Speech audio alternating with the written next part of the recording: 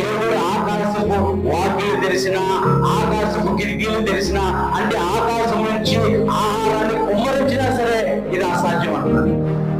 దేవుడు ఆకాశపు కిటికీలు తెరిచినా సరే ఇది అసాధ్యమని అక్కడ ఆ అధిపతి అంటున్నాడు. దేవుడి యొక్క మాటను వారు లోపడట్లేదు, దేవుడి యొక్క మాటను వారు అంగీకరించట్లేదు. అందుకే శిలువను గురించిన సువార్త నశించుచున్న వారికి వెర్రితనంగా ఉంది, రక్షింపబడిన